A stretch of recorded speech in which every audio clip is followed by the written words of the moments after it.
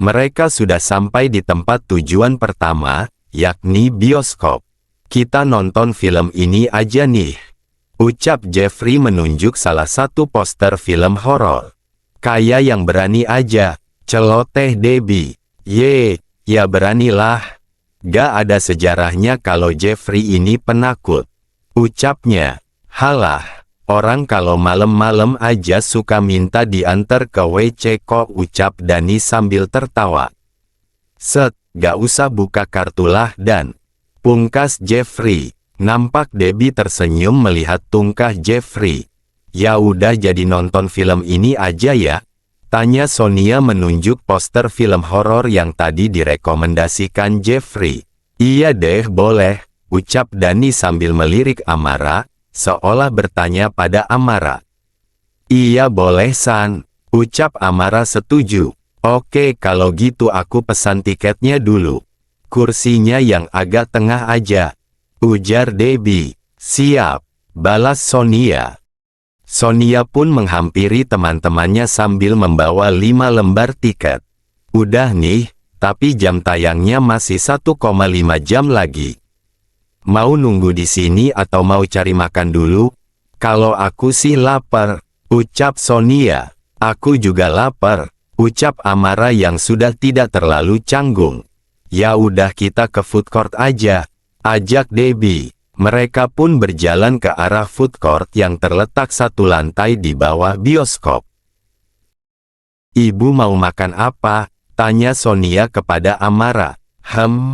Apa ya? Kayaknya itu aja deh, tunjuknya sambil menunjuk outlet Clements. Debbie makan apa? Tanya Amara. Saya kayaknya beli kentang goreng aja bu. Gak terlalu lapar soalnya, jawab Debbie. Sedang Sonia, Jeffrey dan Dani memesan menu yang sama dari AW.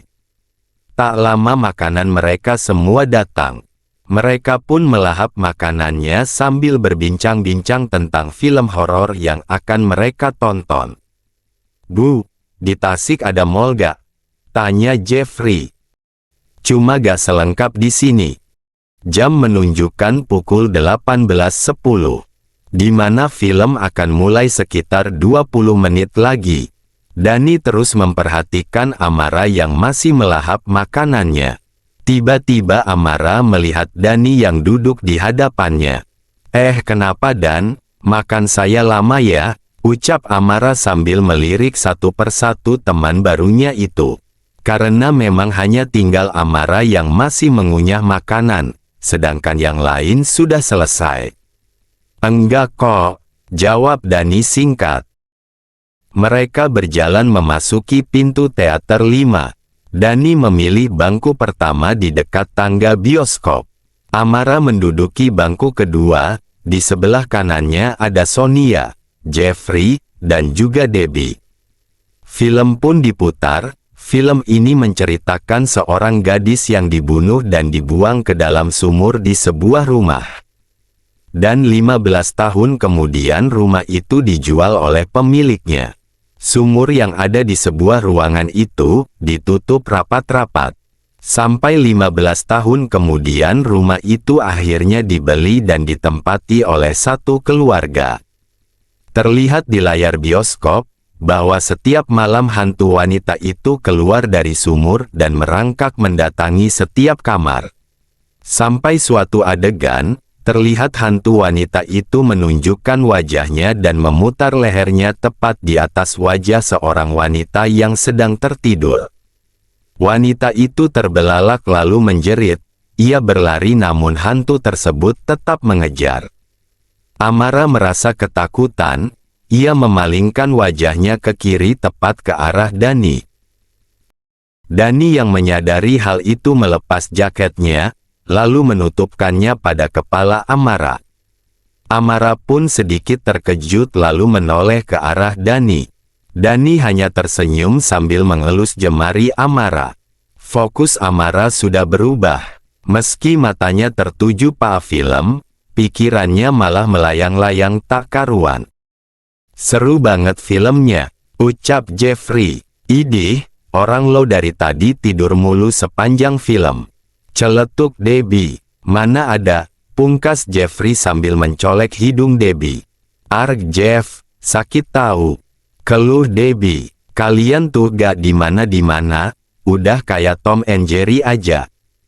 Celetuk Sonia sambil tertawa. Mereka pun berjalan menuju basement. Nih, ucap Dani menyodorkan helm. Mau pakai sendiri atau dipakein? Godanya. Amara hanya terdiam sambil tersipu. Becanda kok. Hahaha, ucap Dani sambil tertawa. Ih, apa sih gak jelas? Balas Amara sambil sedikit tertawa untuk menutupi rasa kikuknya. Malam itu jalanan Bandung dihiasi dengan lampu-lampu kota yang temaram. Udara yang dingin, terasa menusuk menembus kulit Amara. Het, ci. Amara tak kuasa menahan bersin dari hidungnya yang gatal. Dani yang menyadari hal itu bertanya dingin ya. Iya, aku suka bersin-bersin kalau elege kedinginan, jawabnya. Dani pun menepikan motornya, lalu turun. Amara yang nampak bingung pun ikut turun dari motor matic tersebut. Dani melepaskan jaketnya, menyuruh Amara untuk memakainya.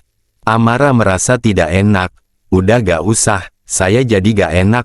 Masa Dani jet gak pakai jaket? Ucapnya.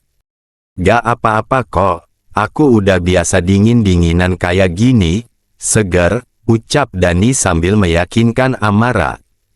Amara pun memakai jaket tersebut, terasa tebal dan hangat di tubuhnya. Aroma parfum dari jaket itu menyeruak masuk ke dalam penciuman Amara. Sesekali Amara menyesap wangi tersebut. Harum, batinnya, sambil bibirnya tak henti-hentinya tersenyum. Di jok depan, Dani tersenyum sambil memperhatikan Amara lewat kaca spion yang menempel di bagian kiri motornya. Cantiknya, gumam Dani, dari dalam helm full face-nya. Motor itu telah sampai di kos.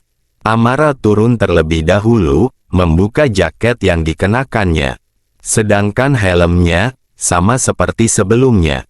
Sulit terbuka. Susah lagi ya? Tanya Dani sambil tersenyum. Iya nih hehe, jawab Amara. Dani pun mencoba membuka helm tersebut. Amara yang salah tingkah segera mengalihkan pandangannya.